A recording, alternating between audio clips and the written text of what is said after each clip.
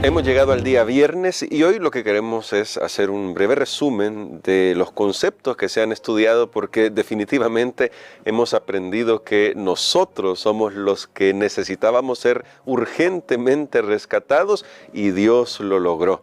Dios ha obrado el rescate en favor de todo aquel que pone su fe en Cristo Jesús. Por eso hoy vamos a orar y vamos a explorar algunos elementos que seguramente nos van a ayudar a, podríamos decir, aplicar lo que hemos estudiado durante esta semana. Querido Padre, gracias te damos porque en tu palabra encontramos tanta riqueza, tanta luz para nuestra vida. Ayúdanos para poder apreciar toda la revelación que tú nos das en ella, para poder comprender las riquezas de la profundidad de tu amor por nosotros. En el nombre de Jesús oramos. Amén. Pastor Dani Perla, al principio de la lección de esta semana, el apóstol Pablo hace algo que quizá a algunos no nos gusta mucho, pastor, esa es la verdad, que de repente nos comiencen a recordar cómo era el pasado. Pero, ¿qué objetivo tiene Pablo y cómo lo hace Pablo? Y si en algún momento pudiéramos nosotros tomar esa misma línea, cómo hacerlo, pero con el cuidado que lo hace Pablo, porque creo que Pablo no está tratando de acusar, está tratando de que ellos reflexionen. Pero ¿por qué le parece tan importante recordarles la vida pasada a los efesios? Bueno, el apóstol Pablo hablaba por contraste, porque tenemos que comparar lo que nosotros somos y lo que Dios es, lo que nosotros hacemos y lo que Dios hace. Y entonces el apóstol es bien claro, sabemos que hay un mundo de diferencias, pero la pregunta es, ¿realmente somos conscientes? ¿Sabes que hay personas que incluso llegan a pensar y dicen, no, es que no soy tan malo, no, sí, no soy tan pecador, yo no estoy tan perdido? Ahora, si una persona no es tan mala, no es tan pecadora, no está tan perdida, ¿cómo ve esa persona la gracia de Dios? Entonces es innecesaria. Entonces podríamos decir, casi Dios tiene que llevarlo al cielo por lo que es. Y por eso el apóstol siempre nos recuerda que no es posible apreciar la belleza, la riqueza de la bondad de Dios si nosotros no reconocemos nuestra extrema necesidad. Creo que él siempre intentaba eso. De hecho, es la misma obra que hace el Espíritu Santo. Jesús dijo, cuando Él venga, convencerá al mundo de pecado. Y esto a mí me ha quedado claro siempre, que la primera obra, si usted quiere saber realmente si el Espíritu Santo está obrando en su vida, es que usted reconoce lo que está haciendo. Porque mientras una persona justifique y dice, no, esto no es tan malo, no, esto no es peor que lo que hace aquel, no tenemos el Espíritu, porque cuando el Espíritu viene, Él te va a hablar a ti, Él me va a hablar a mí y me va a mostrar mi pecaminosidad para luego entonces mostrar la solución. No apreciaremos la solución si no creemos que necesitamos. De hecho, los vendedores usan esa técnica. Sí. Yo recuerdo una vez iba ahí en mi vehículo y en un semáforo apareció ahí un vendedor, ¿verdad? Y no estaba pidiendo, sino que le estaba ofreciendo un producto, y entonces andaba ahí un tarrito, digamos, metálico, era como una crema pastosa, y entonces me dice, mire, ¿quiere que le haga una prueba en el tablero? Yo veía el tablero del carro, yo lo veía limpio. Y le digo, no, está limpio. Y me dice, mire, esta crema realmente le va a limpiar y le va a restaurar al color original. Bueno, y yo le dije, pero está limpio, pero bueno, haga la prueba. Y entonces él hizo la prueba y yo me quedé sorprendido con la prueba que él hizo. Realmente yo pensaba que estaba limpio, porque realmente yo lo veía limpio y no estaba sucio como normalmente uno piensa que está sucio. Sin embargo, con el tiempo se va acumulando una costra, etcétera, y esa crema sacó esa costra y dejó el color original, y ahora había un contraste entre ese color. Era un buen vendedor, por supuesto le compré uno de esos.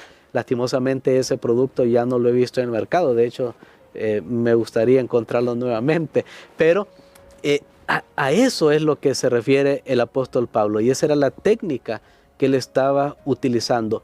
No podremos apreciar, y lo repito otra vez, la gran riqueza del amor, la bondad, la misericordia, la gracia de nuestro Dios y millones de palabras que nosotros ni siquiera conocemos, no, que son sinónimas de esta, no podremos apreciar si no reconocemos nuestra extrema pecaminosidad. Y ahora pasó, porque me gustaba decir la ilustración, al final pareciera que igual nos vamos acostumbrando a esa costra de pecado que está ahí y pareciera como que sí es normal.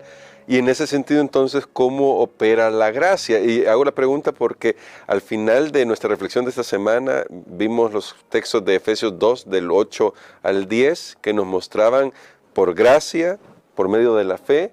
Y eso nos hace recordar, y la lección nos recuerda que Pablo ya ha hablado de la fe en otro texto, y es Romanos capítulo 1, quizás vamos a leer esos textos, versos 16 y 17, y que nos muestra también de nuevo el tema de cómo Dios nos salva. Y en Romanos capítulo 1, versos 16 y 17, para contrastarlo con estos pasajes de Efesios 2, del 8 al 10, que tenemos más frescos en nuestra mente, dice así, Romanos 1, 16 y 17, no me avergüenzo del Evangelio porque ese es poder de Dios para salvación a todo el que cree, primero al judío y también al griego.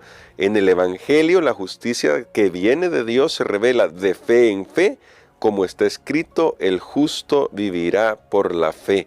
Quizás una palabra que aparece aquí, que no aparece en Efesios 2, es la palabra poder, pero ¿por qué tiene tanta importancia el hecho de que la gracia, la fe, se van a manifestar en ese poder que transforma la vida? Totalmente. Creo que aquí veo una gran similitud con lo que dice Efesios, el capítulo 2, los versículos 8 al 10, que son los que hemos estudiado el día de ayer especialmente, y esta semana hemos abundado también en esos textos que lo rodean. Pero noten ustedes, dice vivirá. Termina con esta frase, o sea, todo el propósito de Dios es que ahora caminemos en un nuevo camino, un nuevo estilo de vida, y dice vivirá por la fe. De hecho, todos nosotros vivimos de alguna manera con cierta clase de fe, porque nadie fue a revisarle los frenos al bus en el que se subió. Nadie, si comió usted en un comedor, fue a ver a la cocina a ver si los utensilios estaban limpios con los que cocinaron. Vivimos en una cierta asunción de fe, pero aquí no está hablando de esa fe, y esto es algo bien importante. Aquí está hablando de la fe que viene como resultado de escuchar el Evangelio. Por eso Pablo dice, no me avergüenzo del Evangelio, porque aquí esta fe es una fe que se produce al estar en contacto con la gracia de Dios. Y esta fe no es en realidad una obra nuestra, simplemente es una decisión nuestra de creer lo que estamos escuchando. Dios nos ha salvado por gracia. ¿Y por qué decía Pablo, no me avergüenzo del Evangelio? Es poder de Dios para salvación. Porque recordemos que la salvación es por gracia. En otras palabras, no había nada en nosotros que nos recomendara ante Dios. Sí. No había ninguna razón para que Dios nos viera y nos ayudara. No había nada. Honestamente, si nosotros lo vemos desde ese punto de vista, Dios podía dejarnos totalmente abandonados a nuestra propia suerte y hubiera sido justo, hubiera sido correcto, porque Él había dicho, la paga del pecado es muerte. Entonces Dios no hubiera pecado, Dios hubiera dado su sentencia sobre nuestros primeros padres, y allí se hubiera terminado la historia y Dios hubiera sido justo. De hecho, nosotros no entendemos esos temas de justicia hasta que no nos toca algo a nosotros. Por ejemplo, alguien que ha perdido un familiar porque vino otra persona y le quitó la vida y lo hizo pues de una manera terrible. ¿Qué pide su familia? Dice, pedimos justicia. Y cuando le dan lo que merece, pues como que ahí hay un cierto tipo de que se satisfizo esa necesidad por la justicia. Ahora, no había nada que nos recomendara ante Dios. Si Dios quiso salvarnos, si Dios nos mostró su salvación, fue porque Él quiso hacerlo, porque Él es amor. Entonces, la base de la salvación está siempre en Dios. Por eso la Biblia lo hace bien claro, que es un don de Dios. Es un don de Dios. No hay nada en nosotros. Engañada está una persona que piense que hay algo en él que que hace que Dios le levante las cejas, ¿verdad? Que hace que Dios diga, esta persona sí se merece. Jamás. Y un día cuando estemos en el trono de Dios, por eso los redimidos, cuando están en la presencia de Dios, lo van a alabar aún más, porque cuando vean quién es Dios, todo lo que Él tiene, dónde vive, allí comprenderán aún más que fue solamente un puro acto de amor por el cual Dios decidió salvar al ser humano.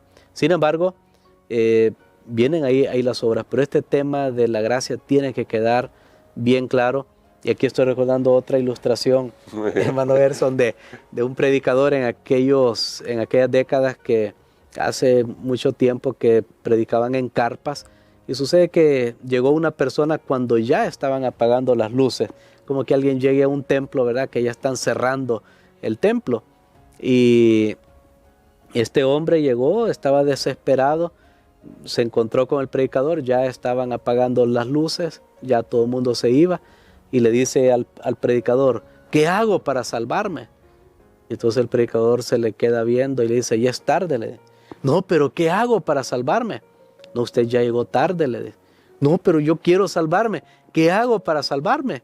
Y el predicador le vuelve a repetir una vez más, amigo, ya es demasiado tarde. Pero claro, el hombre estaba pensando, igual como todos nosotros hasta este momento estamos pensando, porque ya se terminó el servicio que teníamos aquí, el servicio religioso. Entonces el hombre dice, mire, pero no hay posibilidad. Y el predicador le dice, no, amigo, usted ya llegó tarde, porque ya todo fue realizado por nuestro Señor Jesucristo. Amén. Entonces lo que el predicador quería destacar no era que el hombre había llegado al final ahí del culto, lo que quería destacar era que si nosotros ponemos ¿qué hago yo para salvarme? No hay nada que podemos hacer. Todo lo ha hecho Cristo Jesús en la cruz del Calvario. Amén. Esa ilustración me hace entonces que plantee la siguiente pregunta. Si nuestras obras entonces no nos van a recomendar delante de Dios, ni tampoco vindican a Dios en el sentido de como que si por lo bueno que yo soy, Dios va a ser más Dios, entonces, ¿qué papel juega el hecho de que mi vida sea transformada? Aquí viene el plan de Dios, que el plan de Dios no se queda estático. Bueno, yo te salvé y ya estuvo.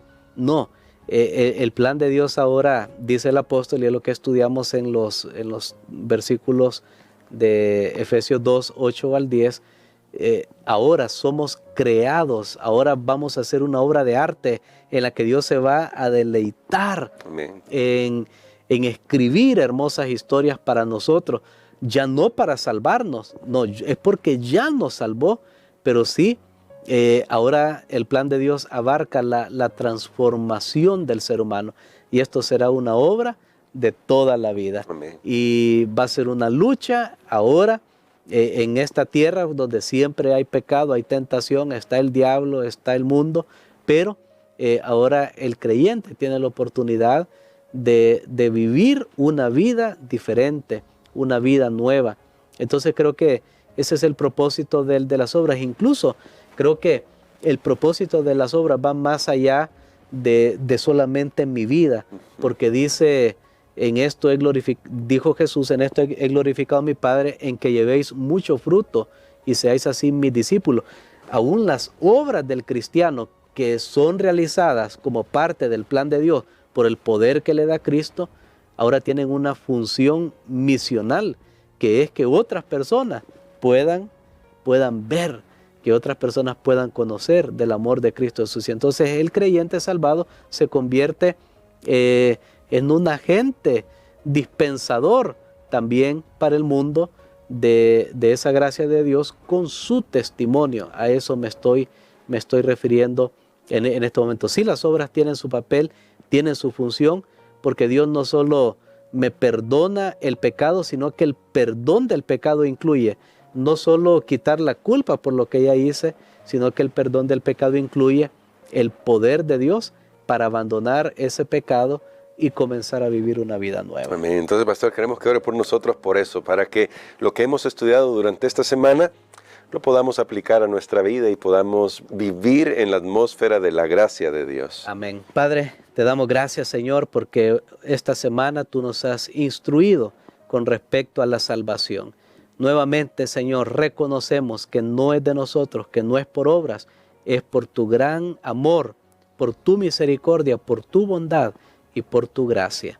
Señor, queremos también recibir abundantemente de esa provisión de gracia y ayúdanos para que toda nuestra respuesta pueda ser continuar viviendo una vida ya no para nosotros, sino para aquel que murió por nosotros.